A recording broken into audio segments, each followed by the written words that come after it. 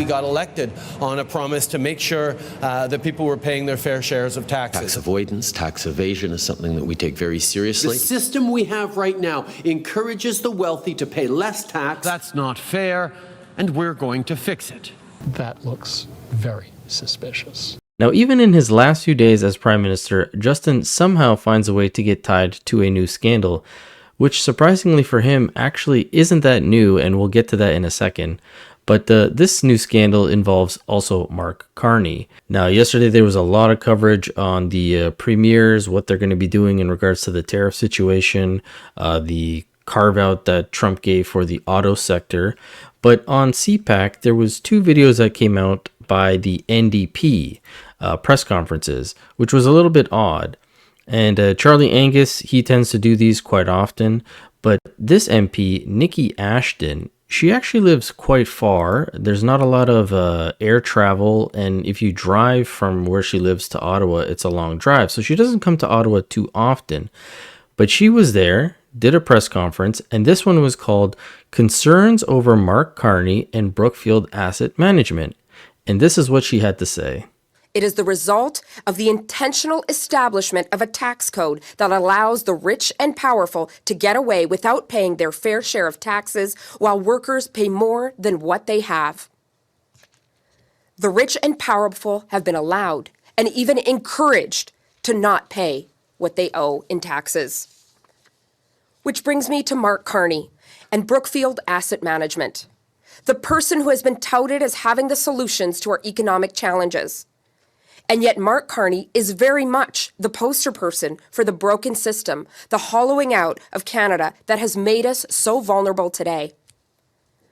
Mark Carney has a clear track record of pushing for wealth accumulation for the rich at the expense of workers and Canadian communities. A 2023 report from the Centre for International Corporate Tax Accountability and Research called Brookfield Canada's top tax dodger. In 2021, Brookfield Asset Management dodged a jaw-dropping $6.5 billion all on its own, according to Canadians for Tax Fairness. In 2021 alone, Canada lost $30 billion in corporate tax revenue to offshore havens. This means that 1 in 5 of all the tax dollars corporations diverted from the Canadian public came from Brookfield alone. This is obscene, and Canadians are paying the price. Today, we in the NDP are calling on Mark Carney to come clean about his role in Brookfield's exploitative practices. Did he help Brookfield dodge taxes? Canadians deserve to know. We must be clear, there is a real cost to corporate tax avoidance. With the tax dollars Brookfield hid in offshore accounts in Bermuda, we could have invested in healthcare, affordable housing, and desperately needed infrastructure on First Nations.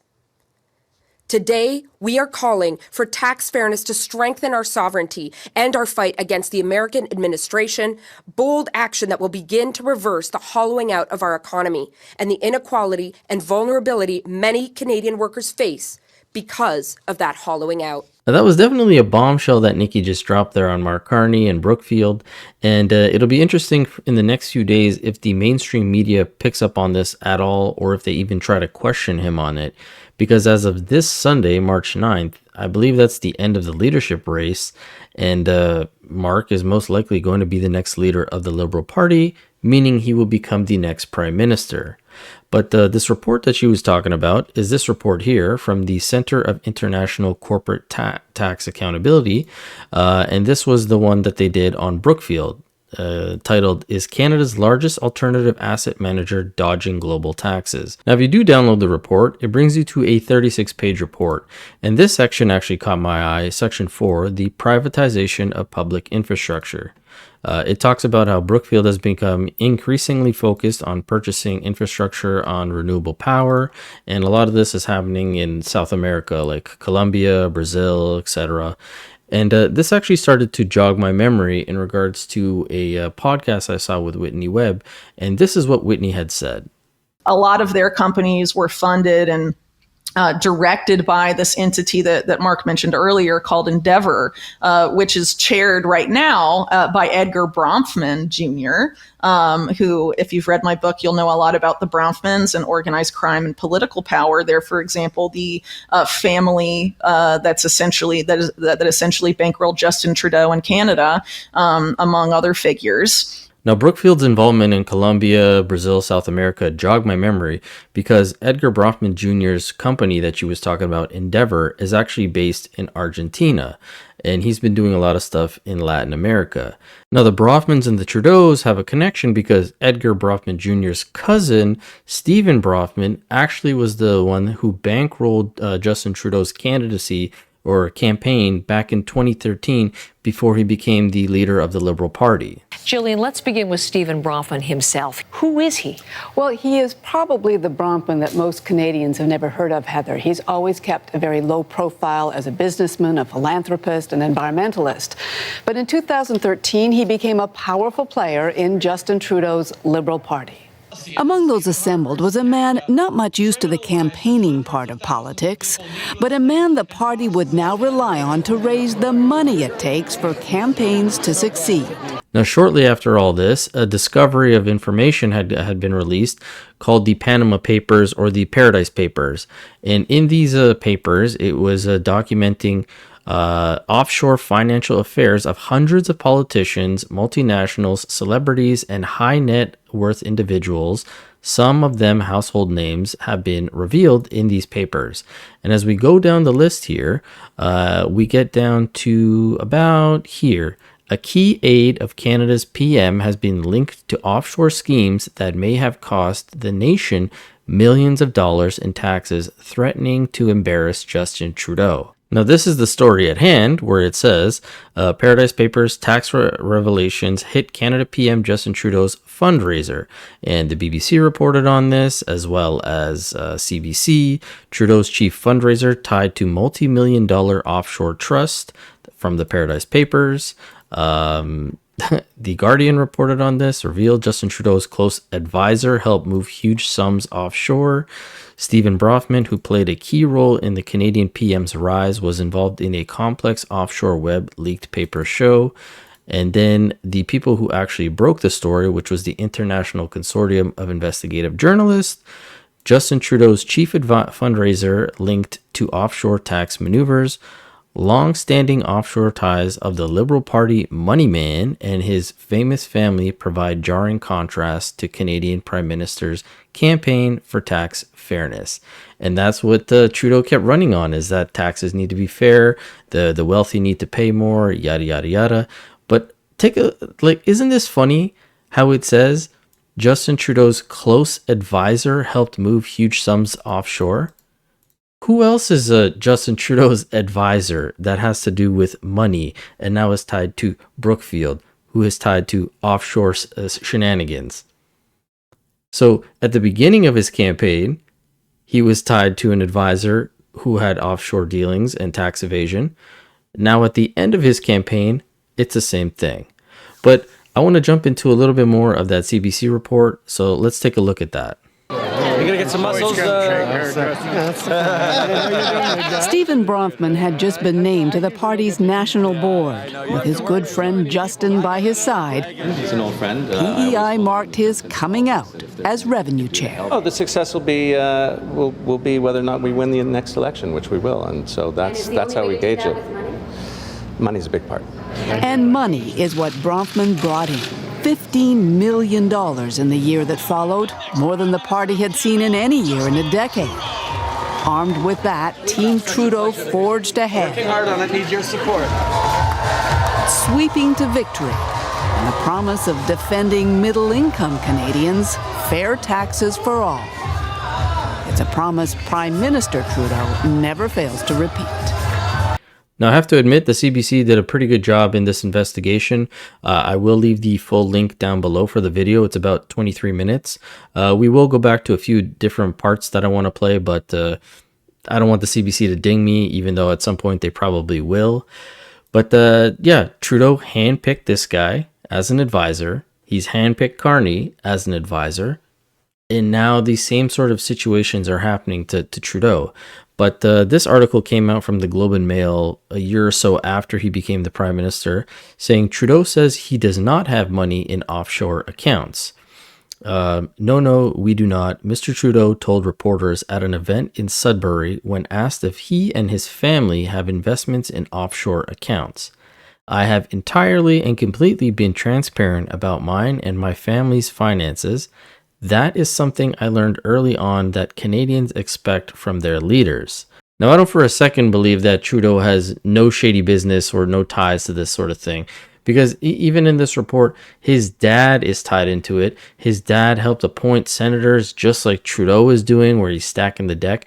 These are very corrupt individuals. Just take a look. So how to explain today's revelations in the Paradise Papers?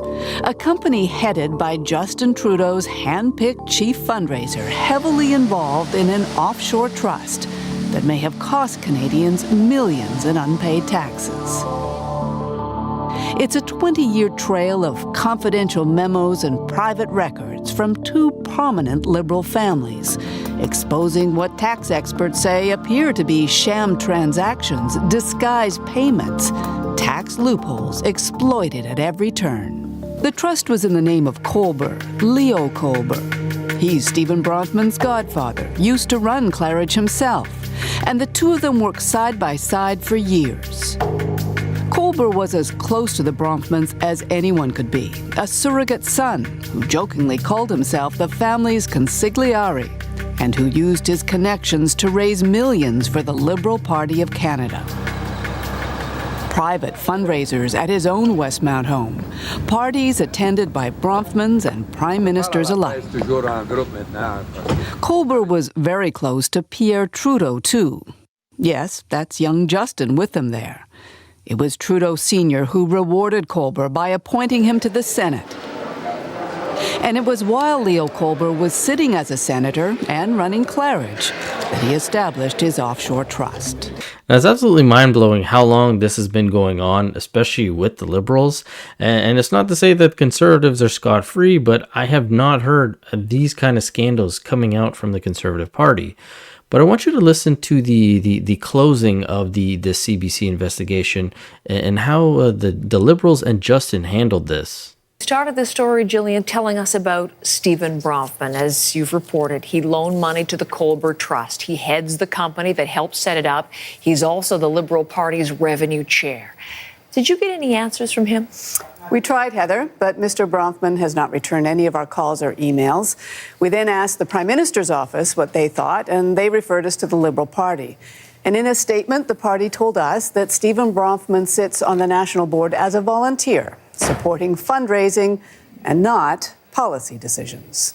Now, it didn't really sound like there was any need or urge to do some sort of investigation or look further into this.